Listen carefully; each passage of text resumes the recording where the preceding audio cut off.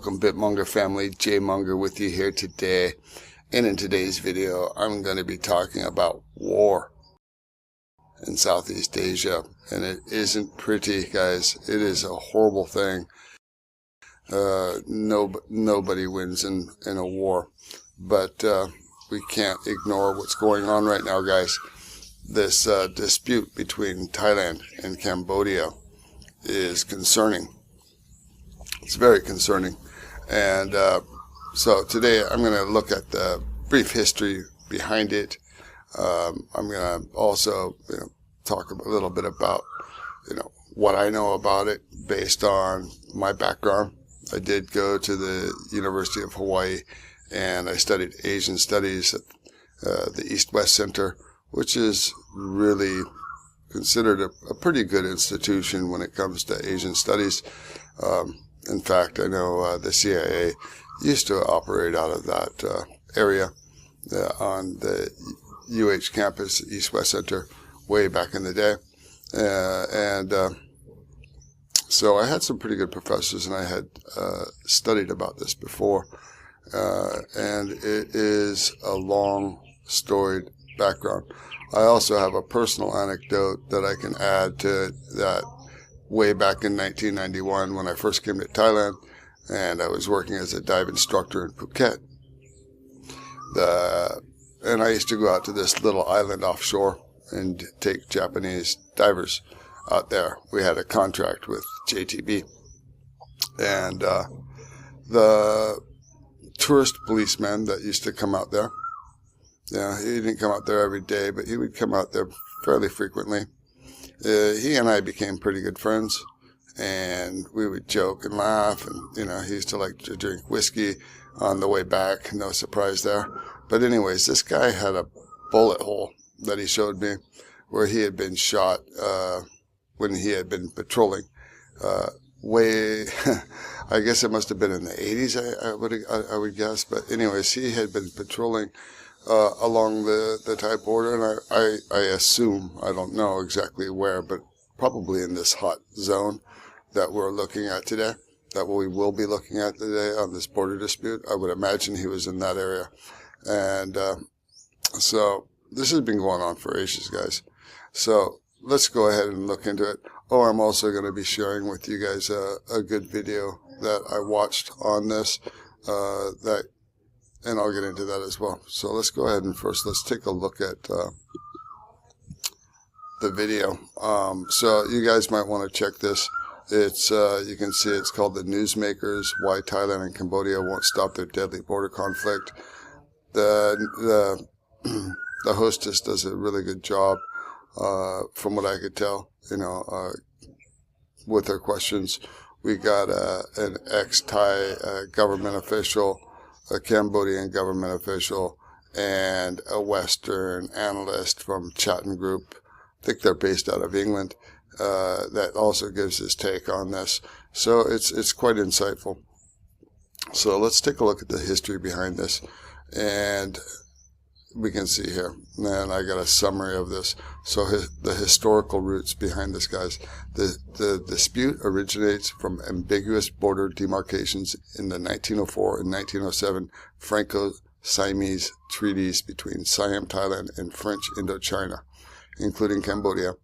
Thailand argues the border should follow the Dang Rec Mountain watershed, while French drawn maps place key areas, including ancient Khmer temples in Cambodia. Okay, so flashpoint. So the 11th century Preah Vihear temple, and just so you guys know, the 11th century was, when Angkor Wat and those were absolutely flourishing. Okay, so this is clearly a Khmer created temple. Okay, so this is the flashpoint area. The 11th century temple, right? In 1962, the International Court of Justice, ICJ, awarded the temple to Cambodia, but left surrounding land ambiguous, fueling ongoing claims. Other disputed temples include some other ones. Okay. So we can see that I'm not going to state my opinion on this. I'm going to try to do this in a non-biased way. I do live in Thailand after all. This is what we got. And this was, this is, well over 60 years ago in which this happened. But this is, the fact that they weren't, that they left the land around this area ambiguous, is like Pandora's box. Anyways, past escalations. Tensions flared in 2008 over Cambodia's UNESCO listing of the temple, Prevere, leading to clashes. Nationalism on both sides, including cultural heritage rivalries, has exacerbated the issue. 2025 conflict, a skirmish in May 2025 linked to a Cambodian soldier. Heavy fighting erupted on July 24th, 2025, involving artillery, rockets, and Thai F-16 airstrikes, the most intense since 1962. Dozens died and thousands have been displaced. And this is really sad. I mean, the power between these two countries is so imbalanced too. It would be an absolute slaughter if it really goes out to all-out war. This is a no-win situation, guys. It's really sad. I feel so sorry for these people that live along the borders, and they're just struggling to get by. It's horrible. So there was a temporary ceasefire, right? A fragile ceasefire was brokered in late July 2025 with U.S. President Donald Trump involvement in tariff threats. Of course, he's going to threaten them with economics. And this is pie on his face because clearly he came out and tried to, proclaim that he's the one who brokered this deal and it was all wonderful. And that is absolutely incorrect.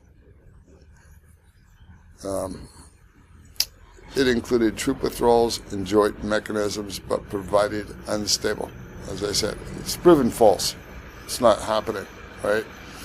Okay, so the current status, as of December 2025, fighting reignited in early December after a skirmish injuring Thai soldiers blamed on Cambodian landmines. Thailand launched airstrikes and offensives. Cambodia responded with rockets. Clashes spread along the 800-kilometer border, including coastal areas. Casualties include dozens of soldiers and civilians, hundreds of thousands of displaced border crossings closed, fuel exports threatened, which they talk about in the video. Both sides accuse each other of violations. Trump's renewed mediation efforts have failed so far, with Thailand demanding Cambodia declare a unilateral ceasefire first. So, the dispute combines territorial ambiguity, nationalist sentiments, and mutual accusations with no permanent resolution despite international involvement. And, guys, it should be very clear that this is very much political, okay, on both sides. Face is a huge thing in Asia. Losing face is a terrible thing. Also, as we know, politicians like to distract when there's other issues happening. Look into yourself, watch the video. And